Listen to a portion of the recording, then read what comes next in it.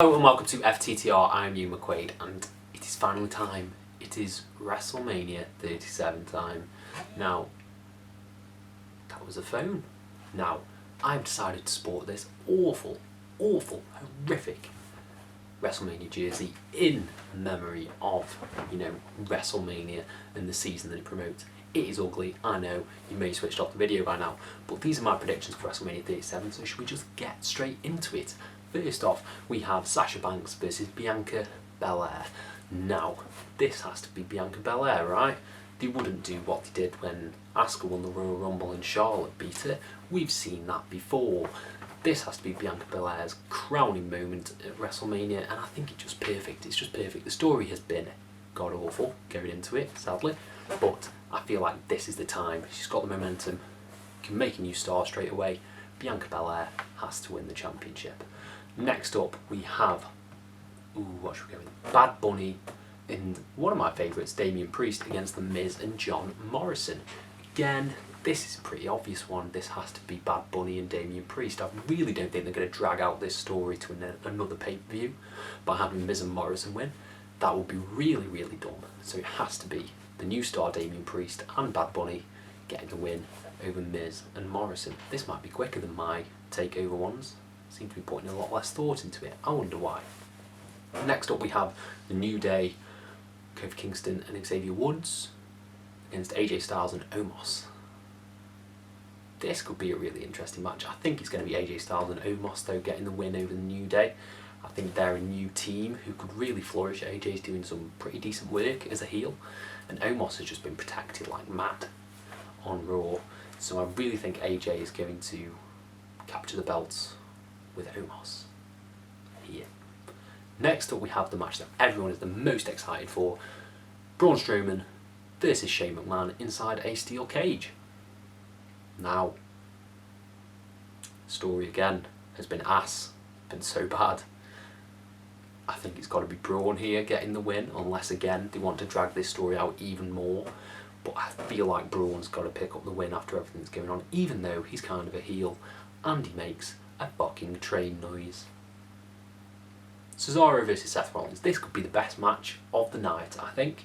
This could be a really good bout, and I think that this is a difficult one as well. I'm going to say Cesaro wins here, but, never bet against Rollins. He has recently come back, but I feel like, and he did also sort of lose to Kevin Owens last year. I think Cesaro is going to win though. I feel like Cesaro is going to get the one-up on Seth Rollins, and maybe that'll do something really good for Cesaro. Let's go with Cesaro for that. And finally, for night one, I seem to whiz through these. I can't really give you much analysis because, there's not a lot of analysis going into this very poorly booked WrestleMania card. Sorry. We have Lana and Naomi versus Dana Brooke and Mandy Rose versus the Riot Squad versus Natalya and Tamina, and the winner will receive a WWE Women's Tag Team Championship match on the next night. For the sake of it, I will say Lana and Naomi, because I really love Naomi, and even though they've lost countless times against Shayna Baszler and Nia Jax, I'm just going to go with them because I think they might win. I think they stand a good chance. Shall we move on to night two?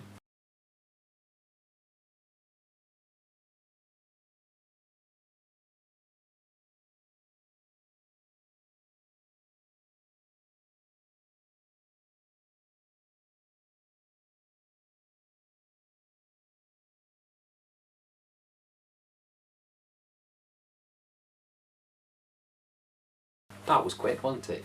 Shall we start with night two, and let's go with Nia Jax and Shayna Baszler versus the winner of the Tag Team Turmoil match. I think this is going to be Nia Jax and Shayna Baszler winning again. I don't know who's going to take the belts off them. Maybe, I just don't know. Nia Jax and Shayna Baszler to win that one.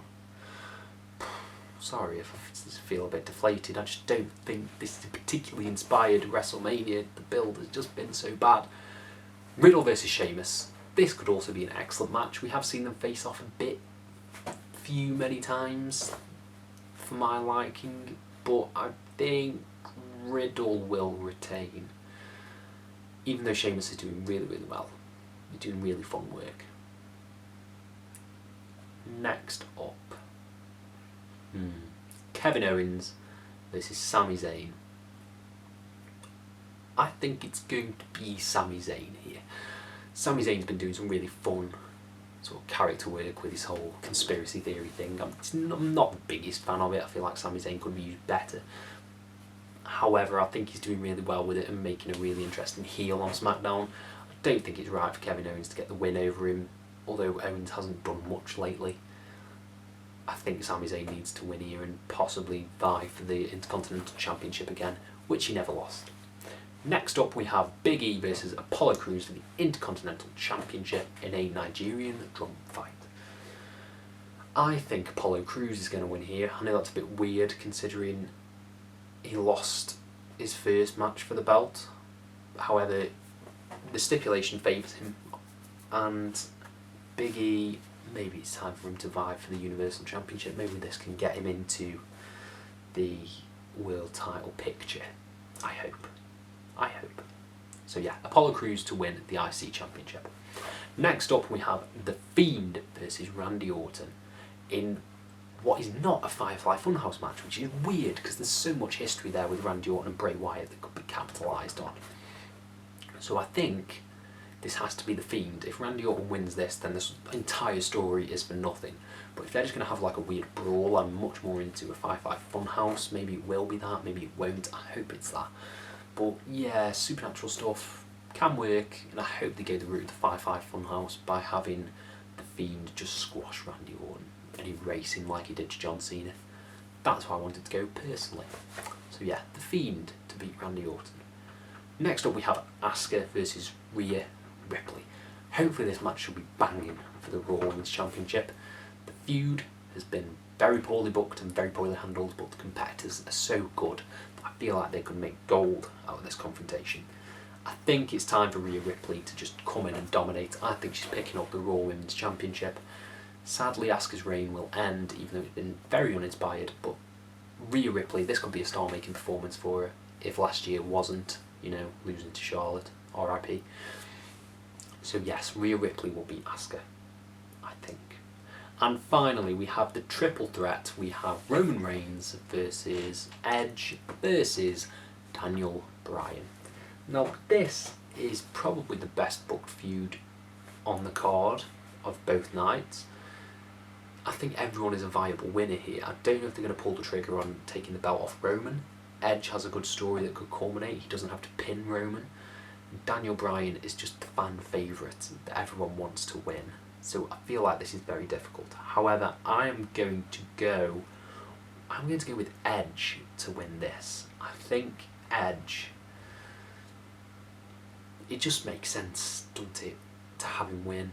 He doesn't even have to keep it for very long. He could lose it at the next pay-per-view, but I feel like this WrestleMania win sort of is his journey that he's had from his debut at the Royal Rumble 2 years ago to winning the Royal Rumble this year to then capturing the belt at Mania. I get it's a triple threat. Maybe Roman can pin Bryan, maybe Bryan can pin Roman, maybe Edge can pin Bryan. There's just so many combinations of winners here that this is the match that I think will steal the show. I think it'll be really compelling. A lot of good near falls, and I think Edge is going to walk out as the Universal Champion. So those are my predictions for WrestleMania. Let me know yours down in the comments. Are you excited for the event? Have you watched TakeOver? What did you think of TakeOver? Thank you all ever so much for your support, and have a nice day.